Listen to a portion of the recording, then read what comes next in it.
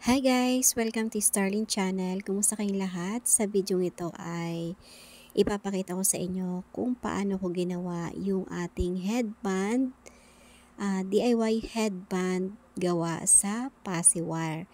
So meron ako nakitang pakalat-kalat na headband na walang design. So ayan, kaya naisip ko lagyan ng design para pwede ko pang ibenta. At ito nga, nagbaluktot lang tayo ng Pasiwire na white at hinati natin yan sa 6. At ayan, sundan nyo na lang kung ano yung nasa video guys ha. Ang gagawin ko dito ay black and white na flower. Ayan siya. Ibabaluktot nyo lang siya ng ganyan, tapos twist lang ng twist. Sa totoo lang, madali lang naman gumawa nito kasi malambot naman yung wire ng ating Pasiwire. So, ayan, tuloy lang yan hanggang meron pa tayong maititwist. Yan yung magiging petals ng ating flowers. Everywhere I go, beauty finds its way in the little things of every day. At pagkatapos, ayus-ayusin nyo lang siya ng ganyan. So, ayan, nakabuo tayo ng 6 na petals. At gagawa tayo ng 5 piraso nito guys. Sa 5 piraso, bale, 5 puting Pasiwire yung magagamit ko dyan. Pwede nyo i-times 2 kung nababagalan kayo. At ito nga, binilisan na natin. So, ayan. A fleeting smile, the endless blue. Life feels better when shared with you.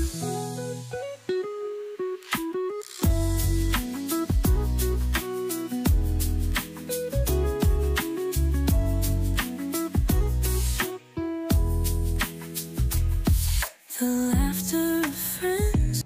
At dahil tapos na nga yung petals, eto gagawa naman tayo ng ilalagay sa gitna nung petals or nung mga flowers. Ayan, hatiin ko lang yan sa 4. So, kulang pa yan dahil 5 yung ating flowers.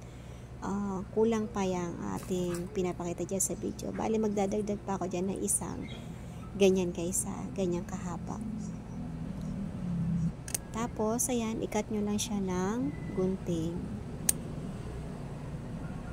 So, ayan. Tapos, ganito lang yung gagawin. Ito yung ilalagay natin doon sa gitna. Ayan. Ikot-ikot lang yan, guys. Ayan. Ikot-ikot. Then, pagdating sa dulo, baluktutin yung dulo. Tapos, itupi. Ayan. Ganito mangyayari dyan. Ayan siya. So, kailangan ko ng 5 ganyan. 5 block. Kaya ayan, bilisan na ulit natin. At after ko nga magawa yung mga bilog-bilog na yan, ididikit naman natin gamit ang glue gun. Ayan, ingat lang kayo sa paggamit ng glue gun. Kasi baka kayo ay mapaso. Ayan siya. Alam nyo, kahit mga teenager, kayang-kaya to. Kahit mga bata, kayang-kaya nilang gumawa ng mga ganitong klase ng DIY. Ganyan siya. A familiar sound, the golden glow as the sun goes down. Steps that echo on the quiet street. Every heartbeat feels so sweet. Do you feel it now? This gentle. Pwede nyo i-pass forward guys kung medyo naiinip kayo or kaya i-times 2 nyo.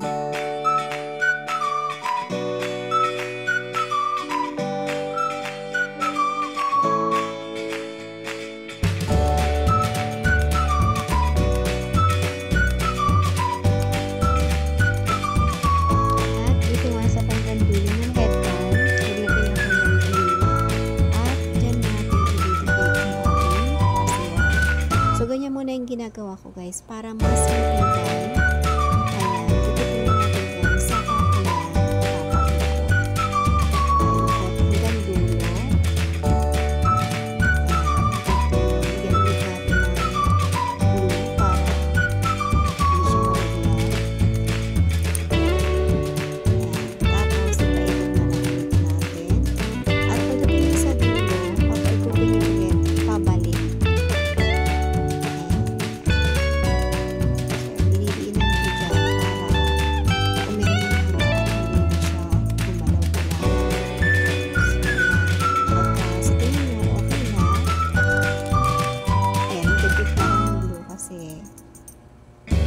pa masyadong dumidikit. At pag sa tingin nyo okay na, ayan, ikot-ikutin nyo ulit, pabalik. At dire-diretso nyo guys hanggang sa makarating kayo dun sa dulo. So, diyan sa isang headband na yan, ang nagamit ko ay 10 piraso ng pasiwar na color black. Yun na almost lang. So, dugtong-dugtong lang. Pagka nagdugtong, lalagay tayo ng glue. Tapos, diinan natin para dumikit talaga ng gusto at hindi lumiwan yung ating pasiwar dun sa headband. At ayan nga, tuloy-tuloy lang yan, dire-diretso nyo lang yan, paikot-ikuti na ganyan. At kada makakarating kayo doon sa pinakadulo ng pasiwar, maglalagay kayo ng glue. Tapos, dagdag ulit ng pasiwar.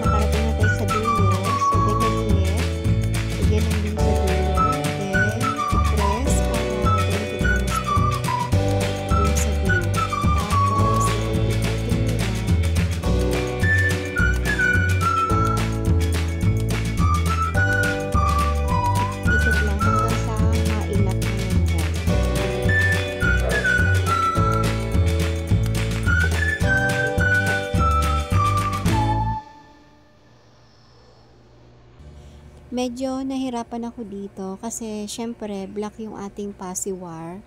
So, kitang-kita yung glue. Pagka masyadong madami, kaya dapat makokontrol natin yung paglalagay ng glue para hindi siya maduming tingnan. Kasi syempre yung glue ay color white tapos black naman yung gamit natin na pasiwar. Kaya visible talaga yung ating mga glue pag hindi natin na-control yung paglalagay. So, ayan. Kailangan malinis yung pagkakagawa para worth it at maibebenta natin ng maganda. At andito na nga tayo sa exciting part, yung paglalagay ng mga flowers. So, una ko nilagay yung sa gitna. Ayan, yun yung pinaka-center ng ating headband. Ayan, kung napapansin nyo, hindi ko binibitawan para mag-lock talaga yung ating mga flowers dyan at hindi siya malalaglag para matibay. At ayan yung pangalawang flower. Ayan, sa kabila. At after maikabit naman yung pangalawang flower, next naman tayo dito sa pangatlo. So, sa kabila ulit. Ganun lang yung diskarte para pantay yung kalalabasan ng mga flowers. Ayan, kahit pala tatlo pwede na, tinan nyo, maganda na siya. Pero dahil 5 nga yung aking ni-ready, ilagay ko na rin yan lahat. So ayan, may natitira pa tayong 2 peraso. Ayan, lagyan nyo lang ulit ng glue, then sabay dikit at press. Ayan. Para mas matibay yung ating gawang headband. At ito na yung last.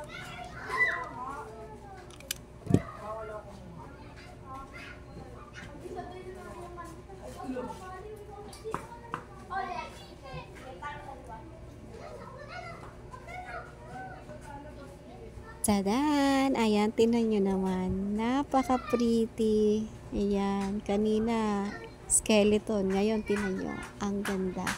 Pwede ko itong ibenta ng 50 to 60 pesos. So, ayan, mura lang ako magbenta ng ganito, guys. Hanggang dito na lang. Thank you for watching. God bless us all, and always remember, commit your work to the Lord and He will crown your effort with success. Thank you. Keep safe, everyone. Bye.